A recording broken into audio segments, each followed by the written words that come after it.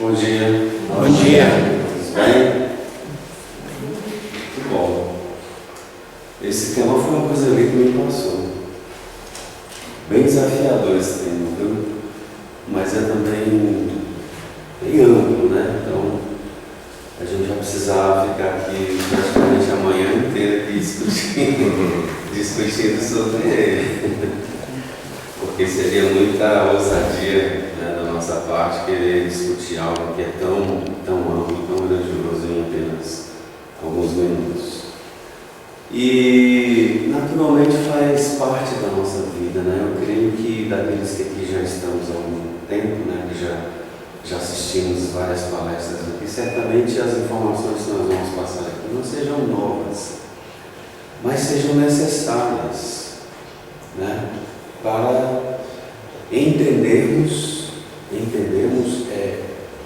por que de aqui estamos, por que nós estamos aqui, né, qual a finalidade da existência, que são questões, são perguntas que todos nós nos fazemos, né? Por que o homem vive a braços com tanto sofrimento, com tanta dor na terra, né? Afinal de contas, esse Deus que nos apresentaram como sendo um Deus justo, bom, misericordioso, né? Mas ao mesmo tempo, né, poder, né, todo-poderoso.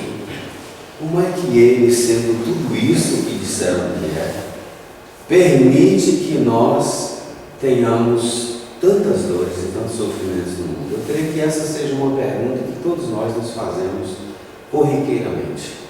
Sobretudo aqueles que estamos passando, vivendo uma situação de dor e de sofrimento.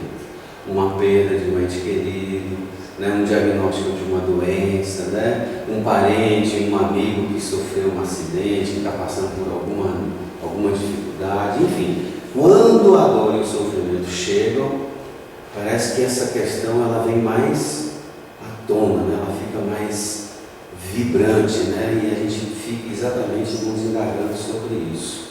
Essa foi inclusive uma questão que o meu irmão me fez quando ele perdeu o filho, né? Perdeu entre aspas, né? Em 2021, foi isso? Foi 22, né? 20? Foi 20 anos. Foi logo um pouquinho antes da pandemia. Ele sofreu um acidente muito grave, né? Na estrada, na Dutra, né? Na rodovia, e veio a desencarnar. E foi assim uma coisa assim, ele era jovem, né? Tinha 28 anos de idade. Então ele ficou assim, meu irmão, ficou assim meio, meu Deus, como é que pode isso, né? Por que Deus permite essas coisas, né? E o questionamento dele é exatamente aquilo que nos incomoda, né? Tem tanta gente ruim no mundo, né? Por que esses não morrem, né? Morrem justamente os bons, né? Por que comigo? Então essas são questões, né, que a doutrina espírita vem nos esclarecer, nos explicando, ou pelo menos nos possibilitando refletir em torno das explicações que ela nos dá em torno disso, né, que nós todos vivemos. Nós vamos iniciar com um poema, com uma poesia, né, que retrata exatamente esse nosso dilema em relação à própria vida, né? Se eu conversasse com Deus, eu iria lhe perguntar: por que sofremos tanto quando viemos para cá? Que dívida é essa que o homem tem que morrer para pagar?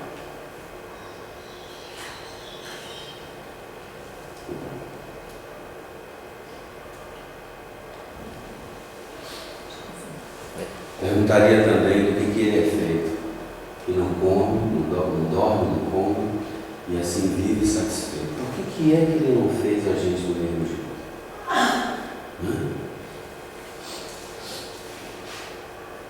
Porque existem uns felizes e outros que sofrem tanto, nascidos do mesmo jeito, morando no mesmo canto.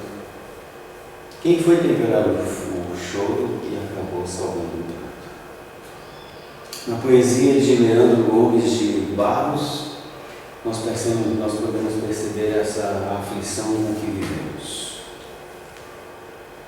Em razão desse dilema, que é Deus? Alguém aqui conversa com Deus? E ele responde? De que maneira?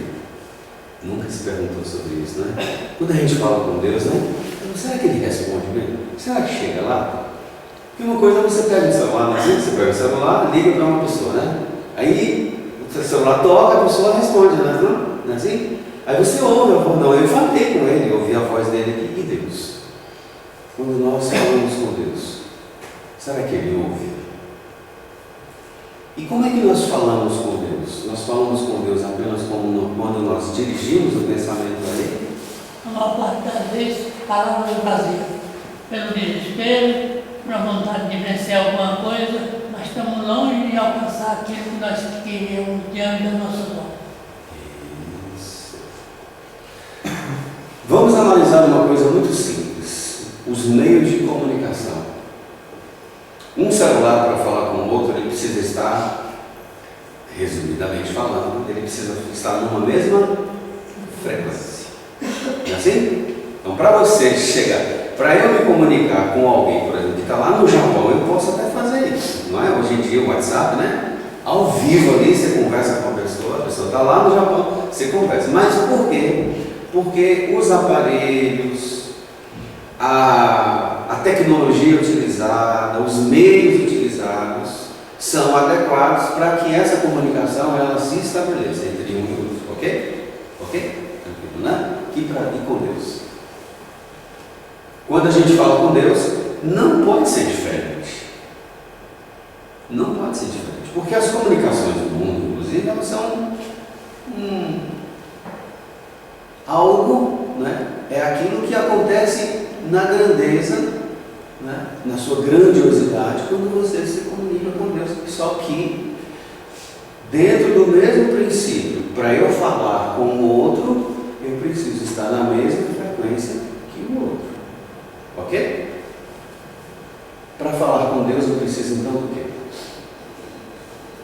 Para falar com Deus, eu preciso de qualidades, né? Eu preciso vencer algo que tem a ver com provas e expiações. As provas e as expiações, então, são mecanismos, por assim dizer, que Deus vai utilizar-se para fazer com que a gente adquira condições de conversar com Ele, diretamente. Lá no Evangelho, nós temos uma bem-aventurança que nos dá um norte a respeito disso. Bem-aventurados os puros de coração, porque eles verão uma deles. Né? Verão. É claro que é uma linguagem figurada, porque nós não precisaremos dos olhos físicos para ver Deus. Primeiro, porque Ele é imaterial. Não se pode vê-lo com os olhos materiais. Nós vamos vê-lo de outras maneiras. E observe, nós já temos, nós já conseguimos enxergar coisas, por exemplo, através do som. Né? Quem já teve a oportunidade de fazer uma ultrassonografia, né? Um aparelho que você usa lá, né? As imagens construídas, elas são construídas a partir de som, do som. Tá? Então, existem outros meios, outros mecanismos de se ver. Bom, lá no Livro dos Espíritos, Kardec vai dizer que quando ele faz uma questão, lá nas primeiras perguntas, ele vai perguntar aos espíritos se é possível conceber o espírito fora da matéria e vice-versa. Eles respondem, sem sombra de dúvida, pelo pensamento. E aqui eu já consigo perceber o que eles estão dizendo. Olha, pensamento. Então, pera lá. É através do pensamento, então, que eu consigo ser concebido fora da matéria. Na matéria, então, a matéria é um obstáculo.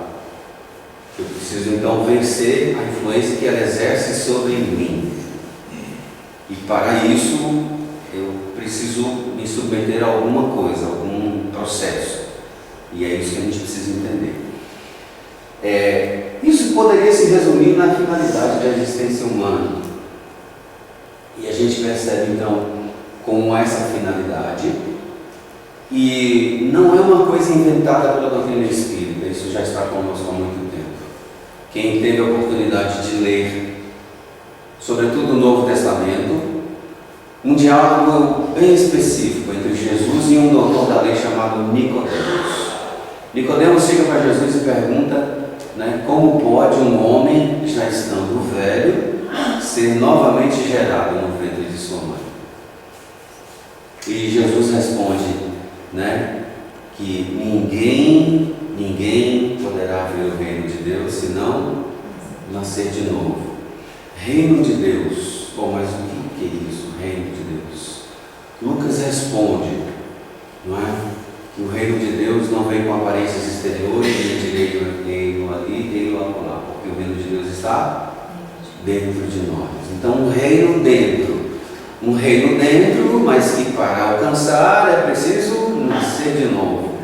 Mas nascer de novo, com que finalidade? Qual a finalidade? Qual o objetivo de nascer de novo? Aí Kardec vai alentar isso na questão 132, quando ele pergunta exatamente sobre o objetivo da encarnação dos espíritos. Por que um espírito precisa tomar um corpo de carne? Nascer. Por que ele precisa fazer isso? E aí os espíritos respondem, Deus lhes impõe a encarnação como um fim, finalidade. Qual? Fazê-lo chegar à perfeição. A gente poderia mudar a palavrinha perfeição e colocar aqui reino de Deus, dá no mesmo, porque a perfeição é o estado em que o espírito atinge o reino de Deus.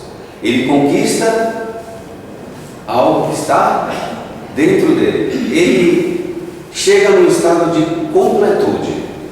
Ele vence a influência que o mundo exerce sobre ele. Ele quem? O Espírito. Porque quando nós falamos de nascer de novo, quando nós falamos de vida, de existência, eu preciso estar claro de que eu sou um Espírito, eu sou um Espírito eterno, Deus me criou com essa natureza, a natureza de não sujeitar-me à destruição. Ninguém se destrói, ninguém se acaba. Todos nós viveremos, né, ad eterno, por assim dizer, né? Então, baseado nessa natureza, eu preciso entender, bom, então, eu preciso encarnar, é uma imposição divina, portanto, a encarnação é uma lei de Deus, foi Deus quem estabeleceu que assim fosse, né? Nascer de novo, o nascer de novo lá da resposta dada a Nicodemos por Jesus, e com uma finalidade. A finalidade é chegar à perfeição, ao atingir o reino de Deus. Jesus vai dizer isso também em vários dos seus diálogos. Sois deuses, podeis fazer tudo o que eu faço e até muito mais do que eu já fiz. Ele está falando desses potenciais divinos que existem em cada um de nós, mas que precisam ser desenvolvidos. E nós sabemos que nenhum sentimento, nenhuma habilidade se desenvolve a esmo. Você precisa trabalhar ela. Ela precisa de determinadas circunstâncias para poder desabrochar. Essas circunstâncias nós vamos encontrar aonde? No mundo. Encarnando. Porque você vai assumir uma forma humana e você, nessa forma humana, você vai enfrentar situações. Essas situações vão exigir de você o desenvolvimento de inteligência. Com a inteligência você desenvolve livre-arbítrio, conhecimento de causa. Quando você desenvolve conhecimento de causa, você começa a escolher. Você passa a escolher. A inteligência é a escolha com conhecimento de causa. A escolha com conhecimento de causa. Isso é inteligência. Surge nesse momento uma nova vertente, por assim dizer. Você passa a desenvolver o seu mundo moral. A moral surge quando você é capaz de escolher com conhecimento de causa. Porque aí você se torna responsável pelas escolhas que você faz. Se escolhe o caminho do mal, sofre as consequências dessas escolhas. Se escolhe o caminho do bem, sofre as consequências dessas escolhas. Por isso Jesus haverá de ter dito: a semeadura é livre, mas a colheita é obrigatória. Ou quando ele diz: a cada um segundo as suas obras. A cada um segundo as suas obras. Porque na frase está implícito aí, por exemplo, as várias diferenças existentes entre nós. Uns são mais inteligentes, outros não tanto, né? Uns são mais desenvolvidos moralmente, outros não tanto. Na frase de Jesus está implícito todas essas diferenças existentes entre nós. Então o objetivo da encarnação é esse: chegar à perfeição, alcançar o reino de Deus. Só que aí nós temos então, os Espíritos vão complementar a questão dizendo que essa encarnação, a encarnação aqui, ó, quando um Espírito reveste-se de um corpo de carne, o nascer de novo pode representar para ele, para esse Espírito, uma expiação ou também uma missão. Essas são duas palavrinhas que nós precisamos entender o contexto em que elas estão colocadas. Por exemplo, quando se fala de missão, a gente geralmente imagina assim, algo, né, algo mais específico, né, uma pessoa, um missionário, né, alguém que tem qualidades, né, que tem determinadas habilidades, né, por isso que ela recebeu a missão. Mas essa palavra ela pode ser considerada num sentido mais amplo. Por exemplo, quando Deus cria os espíritos, todos nós fomos criados iguais, do mesmo jeito, simples e ignorantes. Né? Simples e ignorantes. Simplicidade e ignorância significa sem saber. Nós não nascemos inteligentes, nós não nascemos com sentimentos de amor, bondade, concórdia. Nós não tínhamos senso moral, não tínhamos consciência, mas tínhamos tudo isso inertes em nós como uma semente. A semente, por exemplo, ela não é a árvore, mas ali dentro dela tem uma árvore. Aí você pega a sementinha e joga na terra, não é assim? E na bagatela de alguns dias, de algumas semanas, de alguns meses, você vê alguma mágica acontecer. Aquela sementinha, ela explode, ou eclode, né? E aí começa a sair dali uma coisa, né? Começa a nascer uma árvore, né? As raízes fincam, e aí vem, e aí ela forma-se uma árvore frondosa, e ela segue um ciclo natural, que é desenvolver-se, e a partir do momento em que ela se desenvolve, ela floreia e dá frutos. Parábola do semeador, lembra? O semeador saiu a semear, parte da semente caiu em terra, né? Na beira do caminho, outros em pedra, em espinheiro. E a parábola fala exatamente de situações, né, de desenvolvimento. Tá? Nós não vamos entrar no mérito da palavra, porque isso não é o objetivo da gente. Mas é para entender que essa missão aqui Deus deu a todos nós. No sentido de quê? De chegarmos à perfeição. Então, chegar à perfeição é um trabalho que cumpre a todos nós. Como? Submetendo-nos ao processo que foi imposto por Deus. Qual o processo? Nascer. Encarnar. Então, vamos lá. Essa encarnação, então, para uns representa expiação, para outros missão. Mas, conjunção adversativa, toda vez que eu quero frisar algo, dar importância, isso aqui é importante, mas presta atenção agora. Mas, para alcançarem a perfeição, para atingirem o reino de Deus, os espíritos têm que sofrer. Sofrer é submeter-se ao processo. Sofrer todas as vicissitudes da existência. Existência é o quê? É isso que nós estamos aqui agora.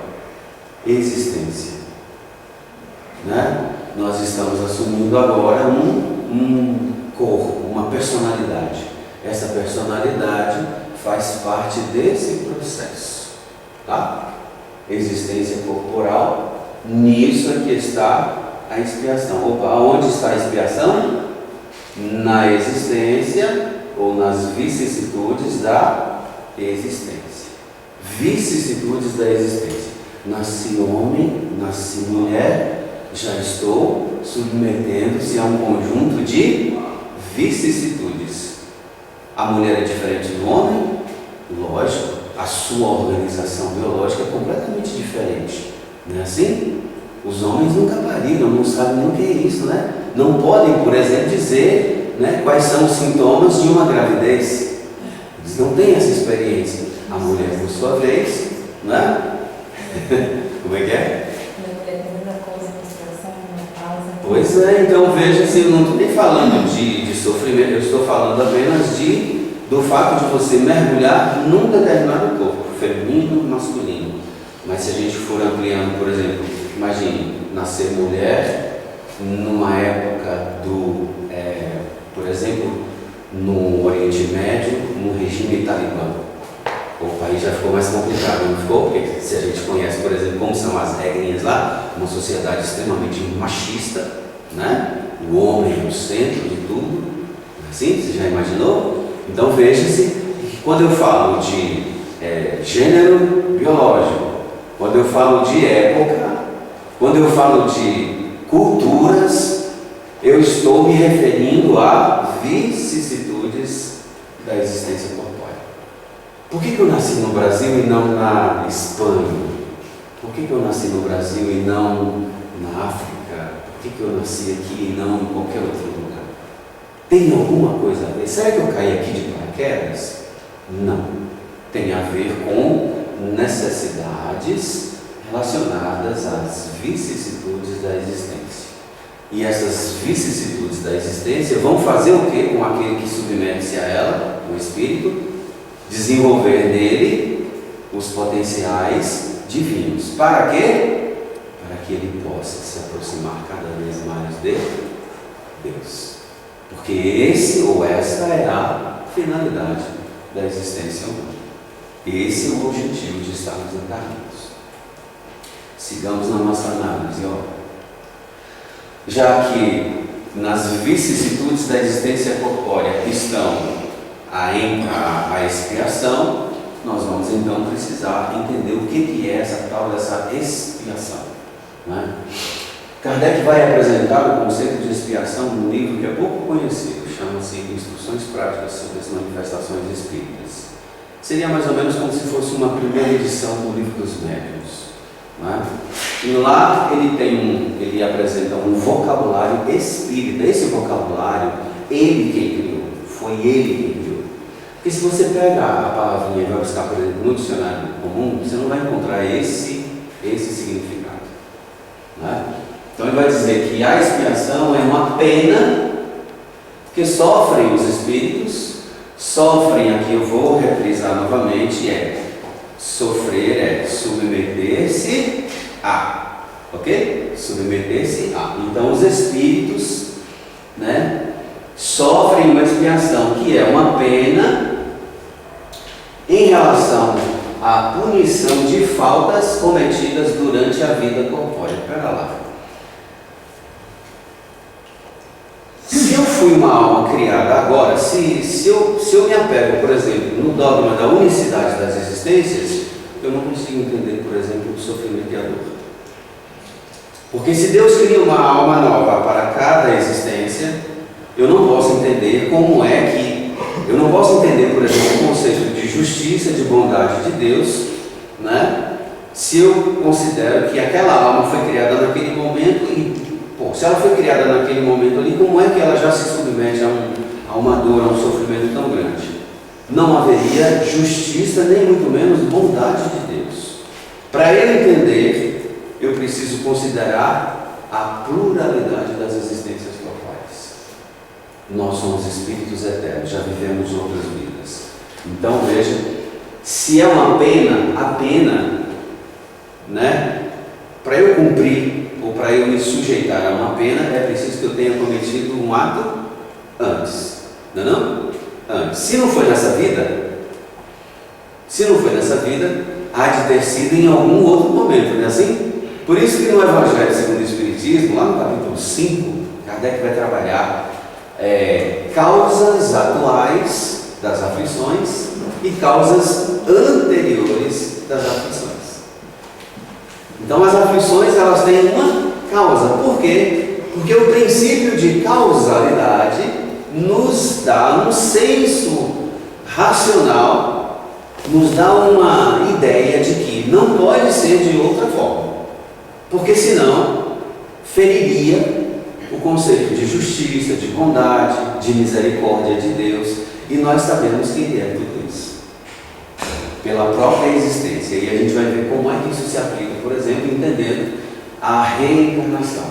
A reencarnação explica, inclusive, os atributos de Deus, de soberana bondade, soberana justiça, de ser misericordioso, de providencial que Ele é.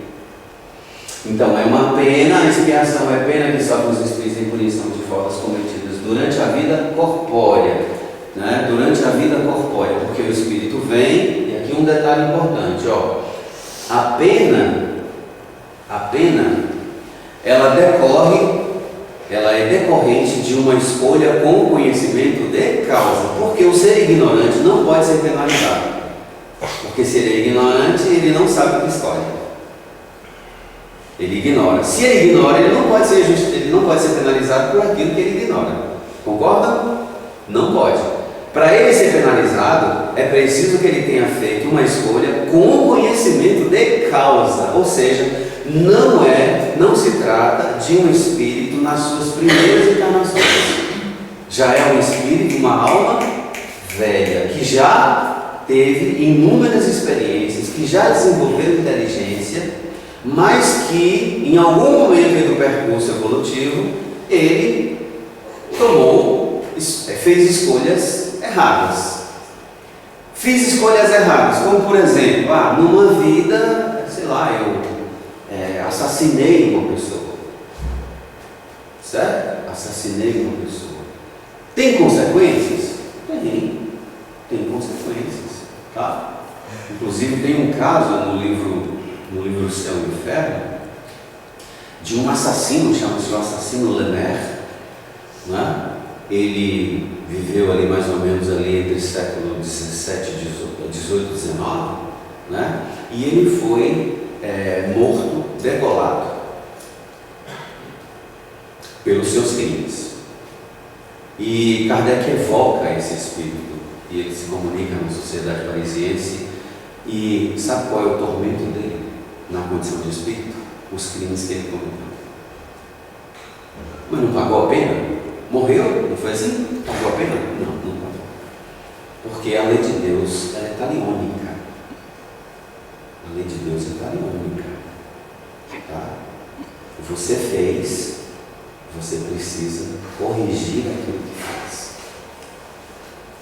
Não tem assim, posso... Isso aqui deixa para lá? Pode deixar para lá? Não deixa para lá.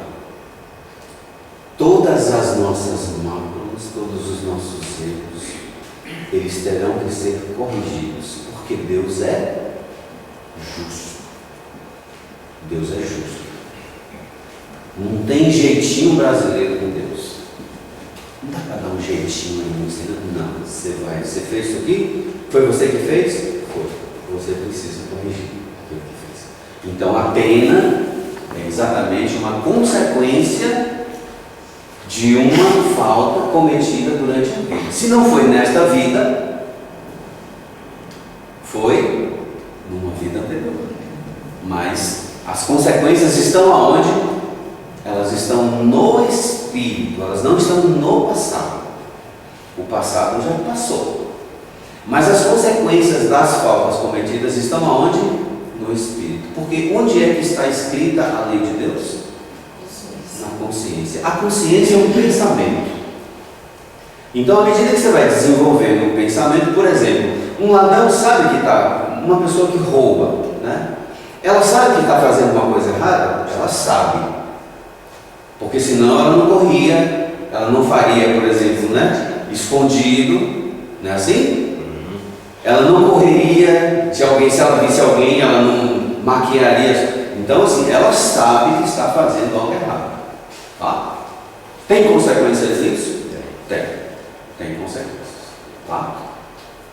Então, como sofrimento moral, a expiação se verifica no estado errante. Errante é uma palavra técnica que Kardec vai utilizar, referindo-se ao espírito que ainda não atingiu a perfeição ou o reino de Deus. Então, nós desencarnamos, é espírito perfeito? Não, então é errante. Errante no sentido de estado vago, indefinido. Ele ainda não atingiu um estado pleno. Ele ainda está no processo, tá? Por isso que ele é errante. Então, no estado de espírito errante, no mundo espiritual, desencarnado, o sofrimento do espírito se dá de que forma? Moral. Sofrimento moral. O assassino Lemaire tinha um sofrimento moral pelos crimes que havia cometido. E quem é que provoca esse sofrimento moral? O embate dele com quem? Com a lei. Com a lei que está escrita onde? Na sua consciência. Então tem como você dizer para você mesmo que você não fez aquilo? Não tem. Então aquilo vai ficar ali martelando na sua cabeça, ali, culpado. Como é que você resolve esse problema? Submetendo-se à prova de uma nova existência, sofrendo vicissitudes da existência corpórea. E nessas vicissitudes da existência corpórea que você vai pedir a Deus para se submeter, está onde? Está a expiação. Por quê? Porque a expiação é uma prova decorrente de um mal anterior. O Lemaire, o assassino Lemaire, por exemplo, vai se submeter a isso, se já não se submeteu a isso. Né? Então, verifica-se no estado errante como o sofrimento físico, no estado de encarnado. Estamos encarnados, né? A expiação, ela se aplica ou ela se reflete na nossa vida como sofrimento físico. O nosso corpo é limitado? Muito limitado. Um simples resfriado, você perde o controle. Não é assim? Você não tem controle. Um acidentezinho de nada e você já não está conseguindo mais andar, não consegue mais se locomover. E assim a vida, a existência humana, ela nos limita. Santo Agostinho, no seu livro Confissões, vai dizer: a vida do homem sobre a terra é uma tentação sem tréguas. Tudo nos tenta. Todos os dias nós somos colocados em teste. Nós somos testados na nossa paciência, na nossa tolerância, não é assim? Na nossa capacidade de perdoar, de ser resignado, não é assim? Você não passa por situações e circunstâncias que exigem de você isso? E essas situações e circunstâncias têm como objetivo o que exatamente? Desenvolver o espírito que você é. Porque Deus quer nos ver todos felizes e amando-nos uns aos outros. As vicissitudes e os tormentos da vida corpórea são, ao mesmo tempo, provas para o futuro e expiação para o passado. Então, eu estou vivendo uma prova, é difícil. Tá, tem a ver com... Essa prova é uma punição, por quê? Porque trata-se de uma prova inerente a um mal cometido lá atrás. Então ela tem por objetivo fazer com que eu vença. Se eu sofro a prova de maneira resignada, obediente, por isso o espírito Lacordaire vai dizer no capítulo 5 num belíssimo texto intitulado O Bem e o Mal Sofrer. Sofre-se bem, quem sabe bem sofrer. Sofre-se a prova. Estou passando por uma dificuldade, mas eu estou passando ali, resiliente, firme, confiante em Deus, sabendo que ela é temporária, a existência é temporária, as nossas vidas são passageiras. Se nós compararmos com a eternidade do Espírito, por exemplo, elas não são nada, representam um relâmpago, por exemplo, na nossa existência.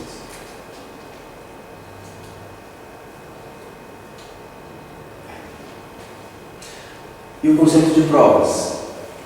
Olha só, vicissitudes. Prova, então, é uma vicissitude da vida corporal, pelas quais os espíritos se depuram. Depuram do quê? Da matéria. A matéria exerce uma influência sobre o espírito. Kardec pergunta na questão 22A: o que é a matéria? E os espíritos respondem: a matéria é o liame, o laço que prende o espírito. E qual é a finalidade da existência? Fazer com que o espírito se desprenda dela. Se desprenda dela. Né? Essa é uma finalidade. À medida que ele vai se desprendendo, à medida que ele vai predominando a sua natureza espiritual sobre a natureza material, ele vai se depurando. Mas só que essa depuração, ela ocorre em conformidade com a maneira com que ele as suporta. Resignados, confiantes, obedientes. A alma, o estudante calmo, pacato, ele aprende melhor. O revoltado dificilmente aprende. Então tem a ver com a maneira com que eu suporto. Posso passar pelas provas, mas eu passo pelas provas murmurando, reclamando, questionando Deus, por quê? Me inconformando, me indignando, por que comigo? O que foi que eu fiz? Essa não é uma atitude resignada, resiliente. Essa é uma atitude de alguém que não aceita a situação pela qual está vivendo. E, portanto, terá que viver mudamente. Se eu não suporto bem as provas, eu estou dizendo com isso o quê? Não passei. Preciso novamente me submeter a elas. Tá?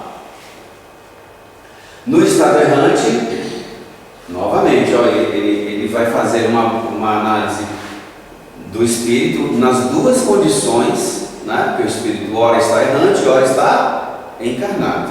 E ele só sai desse processo quando ele se torna espírito puro, que aí ele atinge o seu estado definitivo. Tá? No estado errante, reconhecendo sua imperfeição, a imperfeição é uma consequência dos nossos erros. Você desenvolve imperfeição. Então, inveja, raiva, mágoa, ódio, ciúme são imperfeições do espírito. Por exemplo, a raiva não nos impede de enxergar. Você não fica com raiva? Quando você fica inconformado, você fica com raiva, não fica não? Você fica inconformado, você fica com raiva. Poxa, por que comigo? Você tem inveja, por quê? Você vai falar assim logo: poxa, por que comigo e não com aquele cara dali, com o meu vizinho, que é desonesto, que é uma pessoa má? Por que não com ele? Você sente inveja. Essa maneira de você se comportar denota uma ou algumas imperfeições que você adquiriu durante o processo. Então, no estado errante, você volta lá na condição de espírito, você reconhece, né, que foi aquela imperfeição que te fez, por orgulho, foi muito orgulhoso durante uma existência, né? Escolhe ele mesmo, você escolhe, por seu livre-arbítrio, você escolhe. Escolhe o quê? Gênero de provas, que julga o mais próprio ao seu adiantamento e que sofrerá submeter-se-á em uma nova existência. Veja-se que Jesus resume todo esse processo no nascer de novo. Ninguém poderá ver o reino de Deus senão nascer de novo. Volta para o mundo espiritual. É espírito puro? Não. Faz uma análise. Isso é autoconhecimento. Analisa em si as imperfeições adquiridas, aquelas que mais o prejudicaram.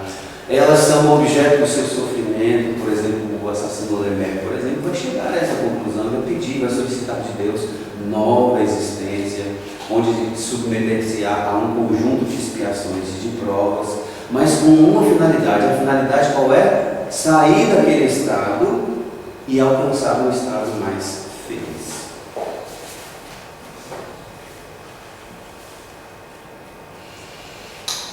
A encarnação ela ainda visa uma outra finalidade, que é pôr o Espírito em condições de suportar a parte que lhe toca na obra da criação. Então você tem parte na obra da criação. Deus se serve da própria criatura para fazer com que a sua obra se erga. E todos nós temos uma função na condição de pai, de mãe, de avô, de membro de uma sociedade. Todos nós temos uma parte nesta obra. O bem que você pratica, os ensinamentos que você dá, tudo isso é levado em conta. Seja num sentido ou no outro. Se você, por exemplo, ensina coisas ruins, coisas contrárias à lei de Deus, você sofrerá as consequências disso. Por isso, inclusive, tem um diálogo entre Jesus e os apóstolos, que ele diz assim: Elias há de vir e de restabelecer todas as coisas, em se referindo a João Batista. Se Elias há de vir de restabelecer, é porque, se tem que restabelecer, é porque tirou de ordem, ele desestabeleceu. Porque se tivesse seguido o caminho normal, não teria que fazer nada disso. Restabelecer peraí, está tudo bagunçado, vamos restabelecer a ordem aqui. Ajusta. Quem é que tem que fazer isso? Quem fez a bagunça. Quem foi que fez a bagunça? Elias. Assim também, todos nós. Todos nós. Por quê? Porque é da lei de Deus que o Espírito precisa avançar, reencarnar novamente para justamente eliminar de si as imperfeições e depurar-se. Para executar essa encarnação é que em cada mundo toma o Espírito um instrumento, o corpo, em harmonia com a matéria essencial desse mundo, a fim de aí cumprir daquele ponto de vista as ordens de Deus. Ordens de Deus. Nós estamos aqui no mundo como servos de Deus. E servir a Deus é agir em conformidade com a sua vontade. Não é ser Jesus, mas é no seu patamar, no nível que você está, cumprir as ordens de Deus. É por isso que uma mãe precisa de paciência, de tolerância, não é assim? Para suportar, a gravidez, as dores e todas as consequências relacionadas a ela. Depois o bebê nasce e a mãe está ali, precisa daquele carinho, daquele conforto, daquele cuidado, porque é um serzinho frágil que está 100% dependente dela. É uma missão. Se ela cumprir isso, e veja, missão não é coisa grandiosa, não. Às vezes um mendigo, como por exemplo na parábola do rico e de Lázaro, Lázaro era um mendigo purulento que vivia na porta do rico. Não fez nada de anormal, não criou instituições, não fez nada grandioso, mas ele viveu aquela vida dele, ele viveu resignadamente. E o texto diz assim, que ao morrer, ele foi acolhido pelos anjos e levado ao seio de Abraão.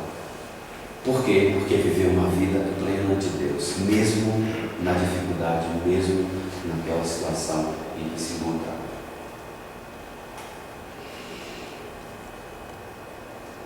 Meu tempo já estourou. Qual a causa das misérias humanas? Eu vou passar rapidinho aqui, porque de certa forma a gente já falou sobre isso, De duas espécies são as vicissitudes da vida, ou se preferirem, de duas fontes bem diferentes.